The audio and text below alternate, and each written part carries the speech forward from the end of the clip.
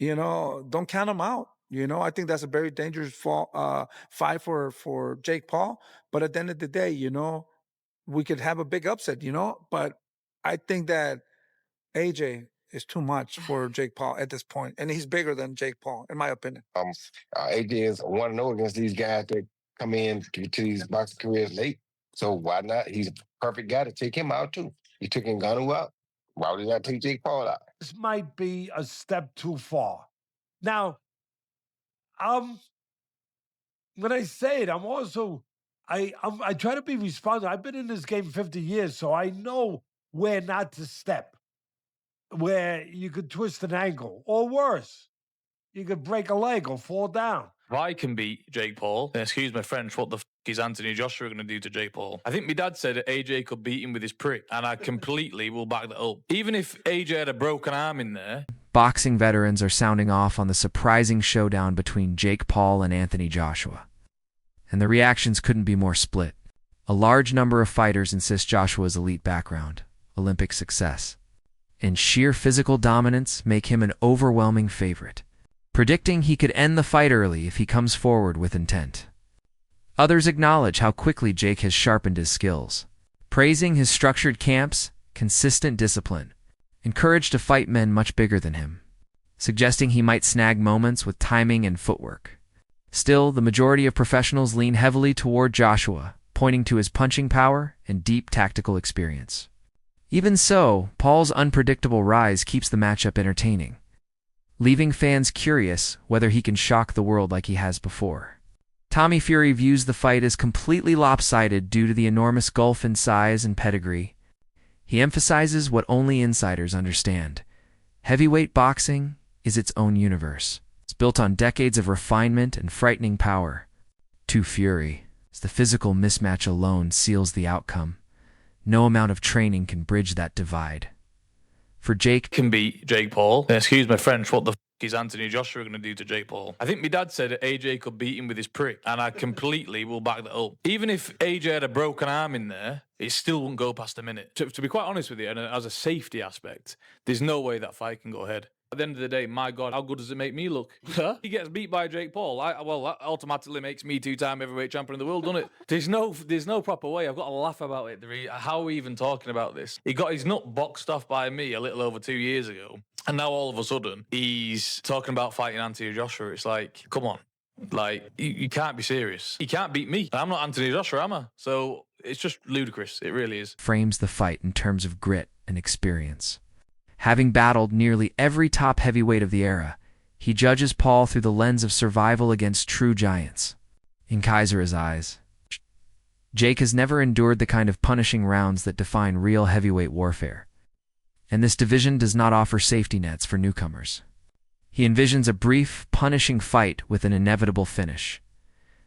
To him, the difference in strength, natural size, fundamental skill is so enormous that he cannot picture the bout lasting beyond 5 rounds under any realistic scenario.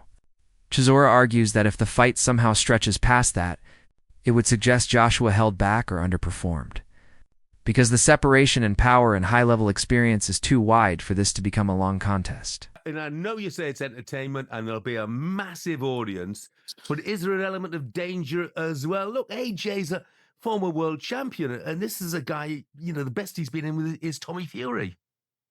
Listen, he don't really care. He don't, in a boxing ring, it's the only place you can murder somebody and not go to jail.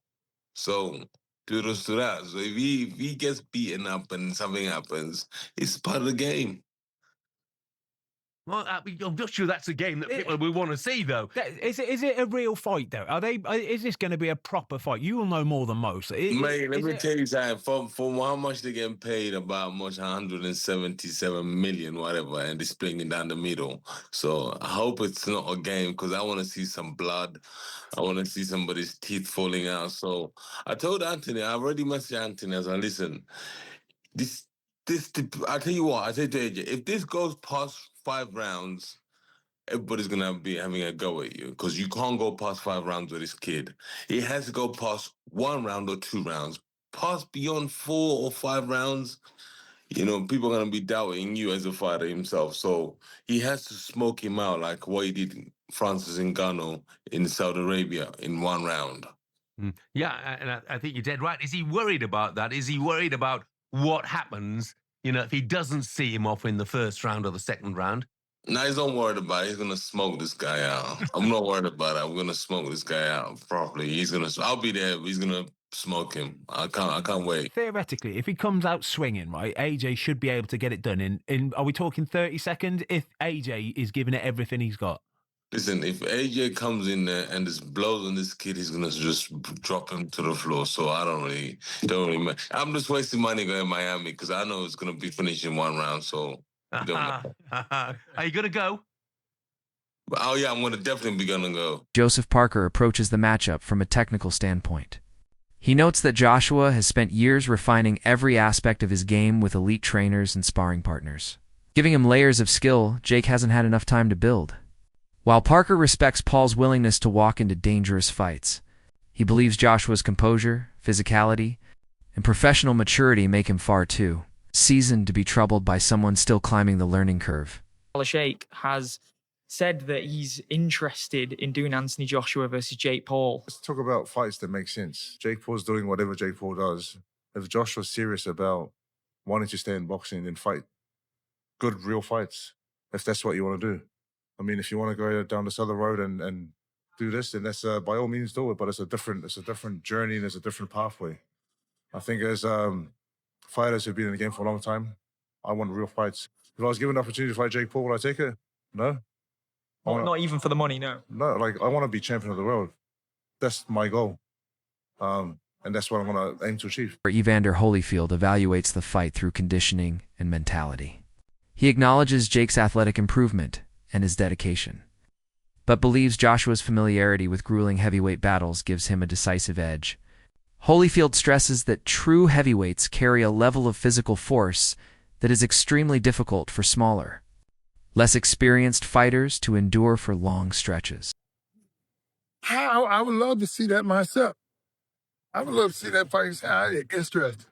Who do you lean towards? It's just gonna be. It would just be a good fight. It's a good fight, but being the best. Because my whole thing, I don't want nobody to think I want somebody. I like boxing, and whoever wins is gonna be the best. David Benavidez Sr. shared one of the most alarming predictions, leaving many fans stunned.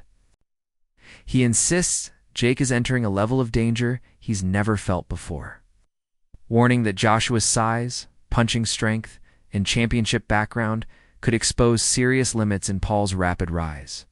He believes that while Jake's confidence and power have carried him this far, those weapons lose value once he stands across from a true heavyweight who's operated at the top of the sport. Don't count him out. I think that's a very dangerous fight for Jake Paul. But at the end of the day, we could have a big upset, But I think that AJ is too much for Jake Paul at this point, and he's bigger than Jake Paul, in my opinion. Do you think it's competitive? A lot of people are saying if AJ doesn't get him out of there in 2 rounds, it'll be a huge embarrassment. I don't think that's not the case, that he's gonna get Jake Paul. At the end of the day, Jake Paul has been training hard too, and he's a pretty good fighter.